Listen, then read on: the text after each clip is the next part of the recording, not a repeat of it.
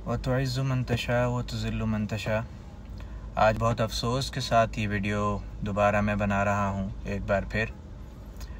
आज ये हमारा शहर कराची फिर सियासत की नज़र हो चुका है और हमारे जो हुक्काम हैं वो ख्वाब खरगोश के मज़े लूट रहे हैं, क्योंकि उन्हें पता ही नहीं कि आवाम के मसाइल हैं क्या, आवाम की तकालीफ़ हैं क्या।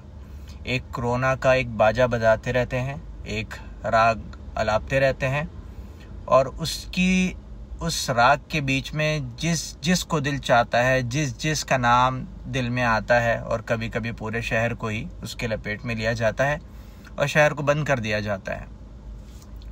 मेरी एक गुजारिश है और एक सवाल भी है। कोरोना इतनी सख्त वबा है और आगे इसके और भी वेव्स आती रहेंगी। मेरे ख्याल जब तक इसकी आखिरी वेव आएगी, या तो हम नहीं रहेंगे, या फिर ये शहर नहीं रहेगा, या फिर ये मुल्क नहीं रहेगा।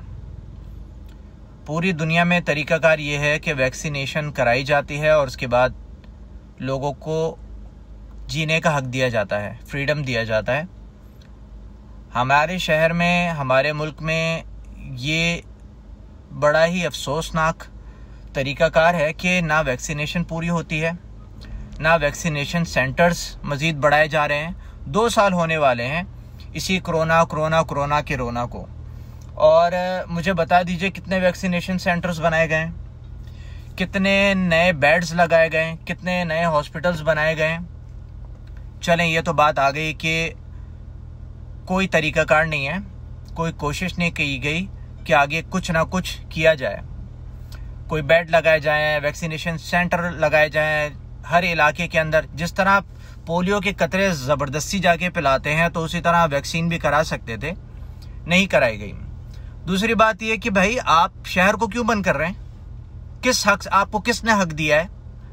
हम लोग टैक्स देते हैं, ये हुकूमत, ये शहर इन ताजिरों के और हमारे टैक्सेस के पैसे पे चलता है। आप हमसे नहीं पूछते किस हक से? हम क्या कुछ है ही नहीं? हमारे कोई क्या कहते हैं, इंसानी हुकूक है ही नहीं? एक शहरी के कोई हुकूक है ही नहीं कि वो कुछ कह सके या कुछ बोल सके? अब बात आती है कि कराची शहर में केसेस इतने ज़्यादा क्यों हो रहे हैं। तो मुझे ये बताइए कि पूरे सिंध में, पूरे बलूचिस्तान में कितने अच्छे अस्पताल हैं? गिन के, उंगलियों पे गिन के आप बता दीजिए। नहीं है। तो जब पूरा सिंध का सूबा कराची आके इलाज कराएगा, एक कुत्ते की वैक्सीनेशन के लिए भी वो कराची आएगा, जब एक जख्म के इलाज के लिए भी वो, हर बीमारी, छोटी से बड़ी बीमारी के लिए पूरा सूबा सिंध, पूरा सूबा बलूचिस्तान कराची शहर का रुख करता है अपने इलाज के लिए, तो कैसे केसेस यहाँ पे शो नहीं होंगे? कैसे बीमारियां यहाँ शो नहीं होगी? आप क्यों टूल प्लाजा बंद नहीं कर देते? क्यों? क्योंकि पूरे सूबा सिंध की सारी सब्जी इधर कराची में ही आके बिकती है। सारे वहाँ के जो ज़मींदार हैं वो आपके अपने हैं, सारे जो वहाँ के आड़ती हैं वो आपके अपने हैं, सारी ट्रांसपोर्टेशन आपकी अपनी है। इस वजह से आप सब्जी मंडी बंद नहीं करते हो, आप टूल प्लाजा बंद नहीं करते हो कि दूसरे शहर से कोई आए ना। हम तो रोज़ यहाँ पे रहते हैं, हमने तो आसपास केसेस हमें भी नज़र आते हैं, लेकिन वो इतनी तादाद नहीं होती कि आप बोल रहे हैं कि हर अस्पताल भर चुका है। हर अस्पताल भर चुका है, हर कोरोना सेंटर, आप कोरोना सेंटर में टोटल बेड ही 100-150 हैं, तो वो भरेंगे ही ना। 2 साल हो गए इस वबा को। कोरोना अगर बढ़ रहा है कोरोना, तो आपने कितने बेड और लगा दिए? नहीं लगाए। आप कुछ भी नहीं करते हो, कोई भी आपकी तरफ से कुछ भी नहीं है। ना आप आवाम के मसाइल सुनते हो, ना आप ताजिरों के पास जाते हो, ना आप रेस्टोरेंट इंडस्ट्री के पास जाते हो, ना आप किसी के पास जाते हो। आप मल्टीनेशनल जितने मार्ट्स हैं, मॉल्स हैं, जिनके पास सारी मल्टीनेशनल कंपनी के प्रोडक्ट्स हैं, आप उनको चलने देते हो। क्यों? क्योंकि वो मल्टीनेशनल कंपनीज हैं, क्योंकि वो आपको टैक्स जनरेट करके देती हैं, तो हम भी टैक्स जनरेट करके देते हैं। इस मुल्क का 70 से 75% जो रेवेन्यू है वो कराची शहर जनरेट करता है। आप उस शहर को बंद कर रहे हो। कौन सी ज्यादती है? हम वो लोग थे जो रोड पे चलते लोगों को, किसी बेरोजगार को, किसी भीख मांगने वाले को हम रोक के पकड़ के बोलते थे, क्यों भीख मांग रहे हो भाई? आ जाओ, मैं तुम्हें काम देता हूं, तुम्हें खाना भी देता हूं, तुम्हें तनख्वाह भी देता हूं, तुम्हें मुलाजमत भी देता हूं, तुम भीख मत मांगो। और आज हमारे ये हालात हो गए कि हम अपने स्टाफ को जबरदस्ती निकाल रहे हैं। मैं जब अपने स्टाफ को तनख्वाह दे रहा था 2 दिन पहले, और उसके बाद मैंने उसको कहा कि आप कल से मत आना, मैं आपकी तनख्वाह नहीं दे पाऊँगा, मेरे पास वसाइल नहीं है। मेरे स्टाफ के 4 लोग बिलक बिलक के रोने लगे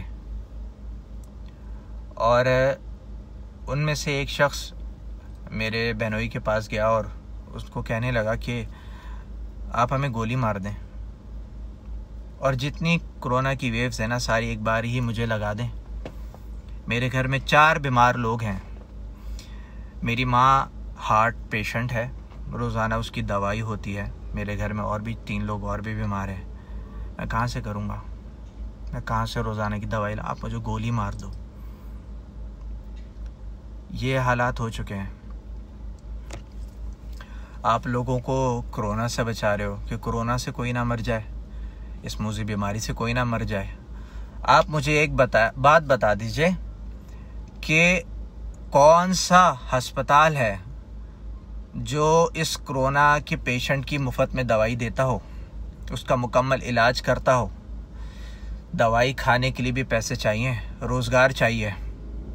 खाना खाने के लिए भी पैसे चाहिए, रोज़गार चाहिए। आज वो हर शख्स रो रहा है, वो मर रहा है, वो तड़प रहा है और आप बोले कोरोना से ना मरे, भूख से मर जाए, बेरोज़गारी से मर जाए। वो कहाँ से इलाज कराएगा अस्पताल में जब उसके पास रोज़गार ही नहीं है? वो कहाँ से उस कोरोना की वैक्सीनेशन कराएगा या वैक्सीनेशन के बाद जो दवाइयाँ होती हैं वो खाएगा जब उसके पास पैसे ही नहीं है, जब उसके पास रोज़गार नहीं है, उसके घर में खाने को रोटी नहीं है? वो कहाँ से इलाज कराएगा? वो कहाँ से इलाज कराएगा? आपने हमें रोड पे लिया है, आपने हमारी जिंदगियां खत्म कर दी हैं। आप रोजगार तो करने दो। आपके पास सारे वसाइल हैं। जो SOPs की खिलाफ वर्जी करे आप उसके ऊपर जाके फाइन करो, आप उसके ऊपर जुर्माना करो, आप उसको सील करो, लेकिन बाकी शहर को तो खुले रहने दो। जो SOPs को फॉलो कर रहे हैं उनको तो खुले रहने दो। आप उन मार्ट्स को जाके क्यों बंद नहीं करते? उन सुपर स्टोर्स को जाके क्यों बंद नहीं करते? उन मॉल्स को जाके क्यों बंद नहीं करते? मल्टीनेशनल कंपनीज है ना, आपको खा जाएंगे वो लोग। इस वजह से हम मुतवस्सित तबके के लोग, बेरोजगार करने वाले लोग, रोज मेहनत मजदूरी करने वाले लोग, आपको हमारी गर्दन मिलती है, हमें ही आप मारे। एक गरीब कहां से इलाज कराएगा जब उसके पास पैसे नहीं है, उसके पास रोजगार नहीं है? वो खाएगा कहां से? आप कह रहे हो कोरोना, लोगों को आपने खुद ही मार दिया है। कोरोना से कम मर रहे हैं, आप लोगों की वजह से ज्यादा मर रहे हैं। वो इलाज ही नहीं करा सकता अपना। आप लोगों ने लोगों से सांस लेने का हक छीन लिया है। आपने रोटी कपड़ा मकान की बातें कर रहे हैं, आपने रोटी भी छीन ली है। हम लोगों को रोजगार देते थे, आपने हमें इस हालत पे लिया है कि हम खुद रोजगार ढूंढ रहे हैं।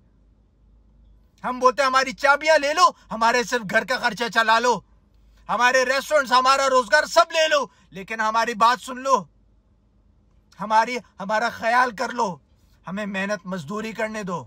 हम 18 महीनों में बर्बाद खत्म हो चुके हैं। आपसे हाथ जोड़ के रिक्वेस्ट है, गुजारिश है कि हमारी बात को सुना जाए, हमारी बात को आगे पहुंचाया जाए।